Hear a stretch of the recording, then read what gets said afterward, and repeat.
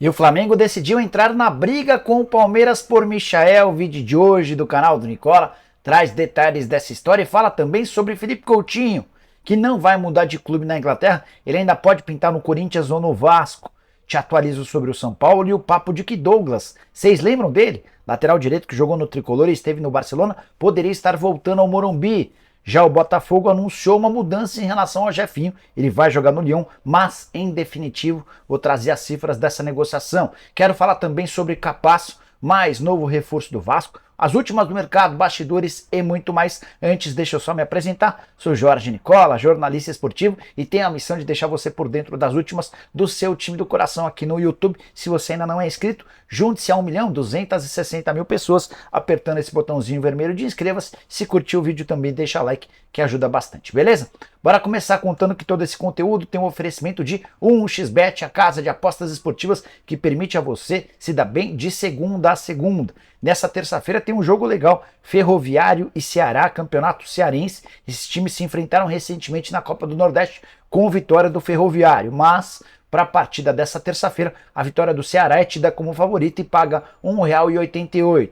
Já na quarta-feira tem Campeonato Carioca com 3 partidas, Audax Bangu, Botafogo e Nova Iguaçu, além de Flamengo e Boa Vista. Vitória do Fogão vale 1,35, vitória do Flamengo garantindo 1,16. Você poderia fazer uma aposta dupla, imaginando que Botafogo e Flamengo vençam. Para apostar na 1xBet é super simples, só pegar o link que está no comentário do vídeo, faz seu cadastro e não esquece de usar o cupom Nicola para ter direito a 100% de bônus. Combinado? Bora começar o vídeo com o tradicional giro de notícias e a primeira informação é sobre a minha portuguesa, que tinha a intenção de contratar Vanderlei Luxemburgo, mas anunciou nas últimas horas Gilson Kleina como novo comandante. O Kleina já assumiu, já comandou o time que treinou nessa terça-feira. A estreia está marcada para domingo contra a Inter de Limeira. Ele assume no lugar do Mazzola, portuguesa que em 5 jogos do Paulistão tem só uma vitória. Bora falar sobre o São Paulo, que vai anunciar Herisson, atacante do Botafogo, nas próximas horas. Negócio fechado em R$ 1,5 milhão. Esse pagamento vai ser feito com o perdão de dívidas que o Botafogo tem para com o São Paulo. Se o tricolor quiser ficar com o Herisson em definitivo, já sabe quanto vai gastar. Herisson que chega para ser reserva do Caleri. Bora te atualizar também sobre Isco, meio atacante espanhol, que já foi especulado no Flamengo, no Vasco. Ele tinha tudo acertado para jogar no União Berlim, mas na última hora, depois de chegar à cidade de Berlim para fazer exames médicos e assinar o contrato, o acordo foi desfeito. Vamos ver onde é que vai parar o Isco nos próximos dias. Completando o giro de notícias, contar que o Guarani acertou a contratação por empréstimo do volante Matheus Barbosa, atleta que pertence ao Vasco. Já o Cruzeiro emprestou o meia João Paulo para o CRB para a disputa de toda a temporada.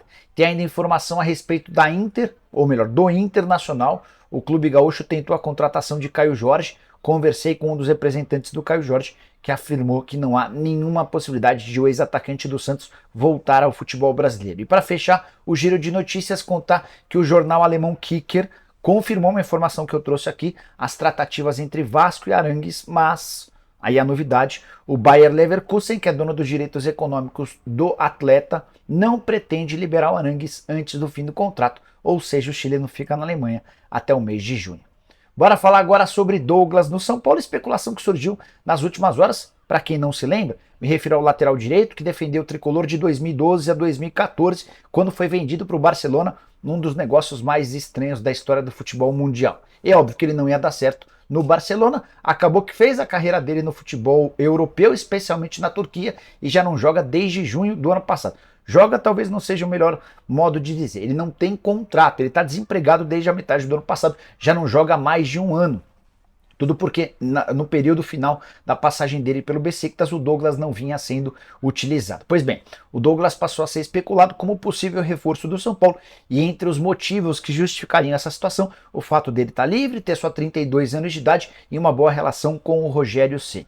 Entrei em contato com o presidente Júlio Casares, o presidente do São Paulo, que respondeu da seguinte maneira, abre aspas, não tem nada, não sei de onde surgem essas notícias, tudo é invenção, uma grande loucura.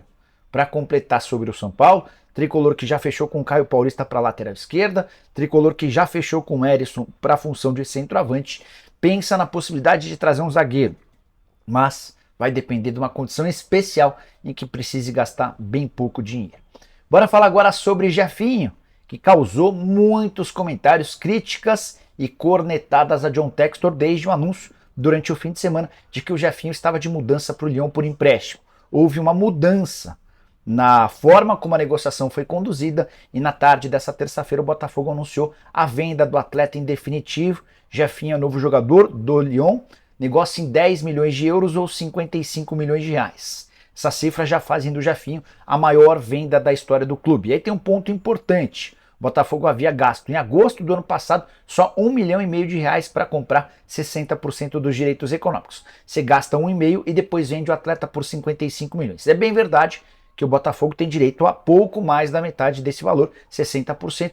John Textor vai tentar nos próximos dias negociar com o Rezende uma mordida um pouco maior em cima desses 40% a que tem direito o clube pequeno do Rio de Janeiro. O negócio do Jefinho com o Lyon ainda pode garantir mais 13 milhões e 800 mil reais em bônus, caso o Jefinho bata algumas metas a serem alcançadas. Para arrematar em relação ao Botafogo, a ideia agora é buscar um substituto que jogue na função do Jefinho, um atacante de desequilíbrio, bom driblador. Já havia uma necessidade, uma procura antes mesmo na negociação do Jefinho, mas eu queria saber a sua opinião. Você, botafoguense, que andou irritado, bravo com a negociação por empréstimo, gostou, no final das contas, da venda em definitivo por 10 milhões de euros? Use o espaço para comentários para deixar a sua opinião. Eu acho que, diante do cenário, bem melhor do que emprestá-lo de graça. Mas, não sei, acho que dava para pegar um pouco mais do que esses 10 milhões de euros. Estou curioso para saber a sua opinião também. Quero falar agora sobre o Vasco, que deve anunciar nas próximas horas a contratação de Manuel Capasso. Que novela, hein? Zagueiro de 26 anos de idade, que pertence ao Atlético Tucumã, já se despediu dos companheiros nessa terça-feira. Foi lá para retirar os documentos, os pertences, deu tchau para os atletas e é esperado nos próximos dias no Rio de Janeiro para passar por exames médicos e assinar contrato de 3 temporadas. O Vasco fechou o acordo por 1,5 milhão de dólares, que totalizam 7 milhões e 600 mil reais. Esse valor vai garantir ao Vasco 50% dos direitos econômicos. Importante contar que a busca por um zagueiro era tratada como prioridade, assim como a busca por um volante e um meia atacante, um camisa 10. Uma das possibilidades para a camisa 10, de acordo com a imprensa argentina, é Matias Rojas, o camisa 10 do Racing, paraguaio de 26 anos de idade. Contém mais detalhes no vídeo pela manhã. Prometo ficar de olho nas contratações do Vasco, nos avanços em relação a reforços e trazendo para vocês. Combinado? Quero falar agora sobre o Flamengo, que decidiu entrar na briga com o Palmeiras pelo atacante Michael. Tava achando estranho o silêncio do Flamengo em relação às especulações envolvendo o Michael, que já foi cotado para jogar no Grêmio, no São Paulo, no Corinthians, no Internacional e que há alguns dias, como eu tenho contado para vocês, negocia de forma séria com o Palmeiras.